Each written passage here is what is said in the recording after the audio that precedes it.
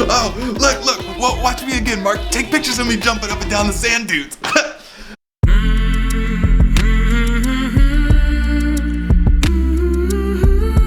So, after the bang experience, we figured it would be best to lay off the Shiva worshipping for a while and instead to dive deeper into the culture of the Great Thar Desert in which we were exploring. So, what better way to do this than on the very ancient method of travel, the camel? So, there comes a point in your exploration of India when you begin to see a lot of camels. And I was born and raised in the Midwest of the United States, and we do not have camels there. So when I began to see camels on the streets and pulling carts, people riding them carrying sacks of potatoes and other goods, and some of them carrying these unbelievably massive loads. Well, that's when things began to feel truly exotic to me. I mean, yes, Sri Lanka was exotic, no doubt, but I had seen elephants before. I had never ridden them like I did in Sri Lanka, but I had never seen camels before. So, to me, this was something straight out of storybooks.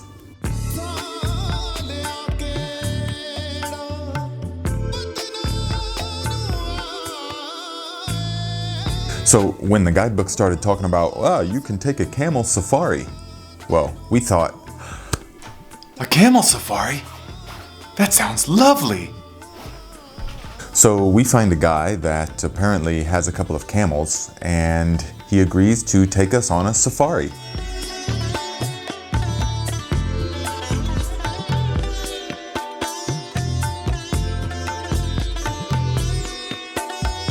Now, I don't know if you have ever ridden a camel, but it is nothing like a horse, okay? Because a horse, yeah, there's some bounce to it, okay? But there's a bit of a technique, and you get the feeling that the horse, you could almost say, is meant to be ridden, more or less. But a camel is nothing like that, okay? So, day one, minute one, and I'm regretting the decision to to take the camel safari, because I get onto the camel, and the camel is sitting down, and then you get onto it, and immediately once the camel driver gives the command, the camel unfolds its legs, boom, boom, boom, and all of a sudden you are 15 feet off the ground, feeling like holy shit. Like you're on the roof of your house. That's what it felt like. Immediately, you're like, whoa. If I fell from here, no doubt I would be breaking something. Whoa, oh my God. I am 15 feet off the ground on the back of a camel. And then the pounding begins. And I didn't know this at the time, but the camel, there's a big difference between when the camel walks and when it jogs. And Babu, our camel driver, I know now he was doing it on purpose, because immediately we started off at a gallop, and the camel is like not meant to gallop. And so boom, boom, boom, and it feels like a jackhammer on your tailbone. Just boom, boom, boom, boom, boom, boom. And we carried on like that for hours, the very first day and the subsequent days. And within minutes, my inner thighs were on fire, and my tailbone was bruised, and it was just such an intense experience. I couldn't believe that I had to carry on like this for like 2 more weeks. I didn't know how I was going to do it. I couldn't even talk to object or to say anything. It was just boom, boom, boom, boom, boom. And Babu, of course, is conditioned and used to it, so it wasn't that big of a deal to him. But to me, wow, whoa, I really had to go somewhere else. Okay, just keep breathing. Just keep breathing. 6 more days. Just 6 more days. Which, of course, the safari turns out to just be this guy, Babu, taking us way out into the desert and stopping and hanging out with all of his friends along the way for like 2 weeks, which actually turned out to be really, really cool because all of his friends were like this ancient feeling kind of maybe indigenous or tribes people, goat herder kind of. You could tell that these people had been living in this exact manner for thousands of years. And that was awesome.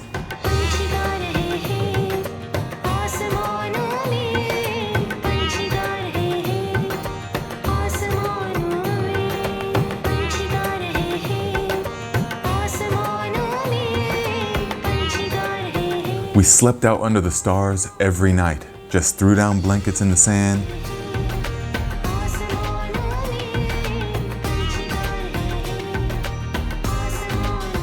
And a couple nights into it, I realized what the sensation was that I was feeling. They're these giant dung beetles that crawl all over the desert sand at night. Well, they were crawling all over us at night as well. Look at this old man. He came up to our fire and plucked a leaf from the bush nearby and folded it into a cup to then share some of our chai. I thought that was pretty slick. And one time, Babu's camel driver friends were describing to me this thing that they occasionally do with the female donkeys. And of course I thought it was a joke. I completely didn't believe it. I'd never heard of something so absurd. But then one night, when we're around the fire, I came to the understanding that they were not joking. And our experience is just so beautiful and organic feeling because our camel driver, Babu, he is giving us this very intimate look into the lives of people who have lived the way humans lived for thousands of years. Their dwellings are made of stone and earth with grass-thatched roofs, and their pace of life is so radically different from what I thought that the pace of the world was like. Because being born and raised in America, I had only seen this kind of thing in movies and television or read about it in books. But none of that gave me any kind of actual experience like this was doing. Physically being in the environment, feeling the energy of the place, eating with the people, and seeing them so excited to share their way of life. It just gives a whole different level of understanding as to what life means to people. And this was the first time that I can remember feeling like I didn't actually understand hardly anything about the way the world actually works. And that the way that I had been led to believe the way the world is through television and movies and media is actually not at all the way the world really is, nor the way the people really are.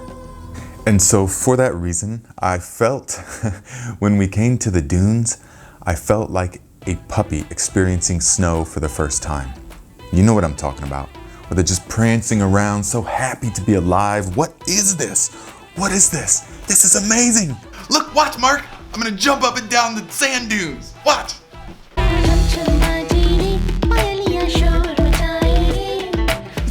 There's so many activities.